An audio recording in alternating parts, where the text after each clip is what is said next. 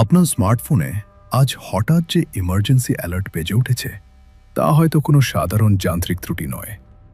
2026 সালের এই উত্তপ্ত মার্চ মাসে দাঁড়িয়ে আমরা বুঝতে পারছি পৃথিবী আজ এক ভয়ঙ্কর পরিণতির দিকে এগিয়ে চলেছে। দীর্ঘ সময় ধরে যে তৃতীয় বিশ্বযুদ্ধের আশঙ্কা আমাদের মনে বাসা বেঁধেছিল, আজ তা রক্ত মাংসের এক কঠিন বাস্তবতা।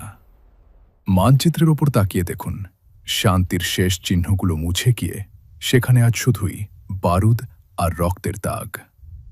আজকের এই প্রতিবেদনে আমরা সেই 10টি স্থানে কথা বলবো যেখানে পা রাখা মানেই মৃত্যুকে আলিঙ্গন করা। তালিকার প্রথমেই রয়েছে হরমুজ প্রণালী। এটি এখন পৃথিবীর সবচেয়ে বিপজ্জনক ফ্ল্যাশ পয়েন্ট। ইরান এবং ইসরায়েলের মধ্যে চলা পাল্টাপাল্টি ক্ষেপণাস্ত্র হামলার পর তেহরান যখন এই জলপথটি বন্ধ করে দেওয়ার ঘোষণা দিল, তখন থেকেই সারা বিশ্বে হাহাকার শুরু হয়েছে। বিশ্বের মোট জ্বালানি সরবরাহের 20% এই একটি সরু পথ দিয়ে যাতায়াত করে। সমুদ্রের নীল জল আজ তেলের কালো আস্তরণ আর যুদ্ধজাহাজের ধ্বংসাবশেষে ঢাকা। এখানে দাঁড়িয়ে আপনি বাতাসে পোড়া বারুদের গন্ধ পাবেন। প্রতিটি মুহূর্ত এখানে অনিশ্চয়তার। কখন যে দিগন্ত থেকে কোনো ক্ষেপণাস্ত্র ছুটে আসবে তা কেউ জানে না। দ্বিতীয় অবস্থানে রয়েছে তাইওয়ান প্রণালী। চীন এখানে প্রতিদিন অবরোধের মহড়া দিচ্ছে। সমুদ্রের নিচে হাজার হাজার মাইন আর আকাশের দখল নিয়ে ড্রোনের নিরন্তর লড়াই এলাকাটিকে একটি সাক্ষাৎ নরকে পরিণত করেছে। এরপরই আমাদের নজর দিতে হবে সুওয়ালকি গ্যাপের দিকে। পোল্যান্ড এবং লিথুয়ানিয়ার মধ্যবর্তী এই সরু স্থলপথটি এখন ন্যাটো এবং রাশিয়ার সরাসরি যুদ্ধের প্রধান কেন্দ্র। এখানকার শান্ত সবুজ মাঠগুলো এখন কামানের গোলার আঘাতে ক্ষতবিক্ষত। সাধারণ মানুষের ঘরবাড়ি আজ সামরিক বাংকারে রূপান্তরিত হয়েছে। এস্তোনিয়ার নার্বা সীমান্ত রয়েছে চতুর্থ স্থানে। এখানে ছদ্মবেশী সেনাদের আনাগোনা আর রহস্যময় সাইবার আক্রমণ শহরটিকে এক ভুতুড়ে জনপদে পরিণত করেছে। এখানকার বাসিন্দারা প্রতি রাতে ঘুমাতে যায় এই ভয়ে যে হয়তো কালকের সূর্য তারা আর দেখতে পাবে না। পঞ্চম স্থানে আছে উত্তর ও দক্ষিণ কোরিয়ার মধ্যবর্তী সেই কুখ্যাত অসামরিক অঞ্চল। দীর্ঘ কয়েক দশকের আপাত শান্তি আজ যুদ্ধের হুঙ্কারে বদলে গেছে।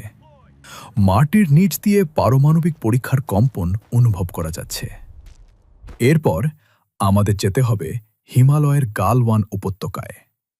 ভারত এবং চীনের মধ্যে চলা এই সংঘাত এখন আধুনিক মারণাস্ত্রের নির্মম মহড়ায় রূপ নিয়েছে। হাড় কাঁপানো ঠান্ডার মধ্যেও এখানে বাতাসের প্রতিটি কণা উত্তপ্ত হয়ে আছে। তালিকার 7 নম্বরে আছে উত্তর মেরু বা আর্কটিক অঞ্চল। ন্যাটোর সেনারা এখন গ্রিনল্যান্ডের বরফে নিজেদের ঘাঁটি গেড়েছে রাশিয়ার আক্রমণ রুখতে। বরফ গলা সমুদ্র আজ পারমাণবিক সাবমেরিনের গোপন বিচরণ ক্ষেত্র। অষ্টম স্থানে আছে এক সময়ের বিলাসিতার প্রতীক দুবাই আন্তর্জাতিক বিমানবন্দর। দূরপাল্লার ক্ষেপণাস্ত্রের আঘাতে এই আধুনিক স্থাপনাটি এখন ধ্বংসস্তূপে পরিণত হয়েছে। এক সময়ের নিরাপদ আকাশ আজ আগুনের গোলার দখলে। 9 নম্বরে রয়েছে ইউক্রেনের দনবাস অঞ্চল।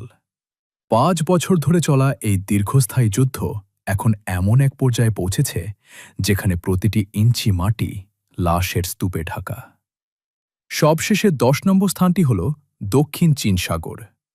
কৃত্রিম দ্বীপগুলোতে বসানো শক্তিশালী রাডার আর মিসাইল সিস্টেম পুরো প্রশান্ত মহাসাগরকে একটি আগ্নেয়গিরিতে পরিণত করেছে। 1945 সালের পর থেকে আমরা যে স্থিতিশীল বিশ্ব ব্যবস্থা দেখে আসছি তা আজ ইতিহাসের পাতায় বিলীন হওয়ার পথে। প্রতিটি শহর, প্রতিটি বন্দর আজ এক একটি মরণ ফাঁদ। নিরাপদ আশ্রয়ের খোঁজ করা এখন কেবলই একটি অলীক স্বপ্ন। সীমান্তগুলো আজ আর মানুষকে রক্ষা করে না, বরং মৃত্যুর নতুন দুয়ার খুলে দেয়। এই চরম ধ্বংসলীলার মাঝে দাঁড়িয়ে আমরা শুধু এটুকুই বলতে পারি যে পৃথিবীর শেষ শান্তিময় দিনগুলো আমরা হয়তো অনেক আগেই পিছনে ফেলে এসেছি। এই ভয়াবহ পরিস্থিতি থেকে উত্তরণের কোনো পথ কি আপনার চোখে পড়ছে, নাকি এই ধ্বংসই আমাদের সভ্যতার শেষ গন্তব্য? আপনার মতামত আমাদের সাথে শেয়ার করতে পারেন।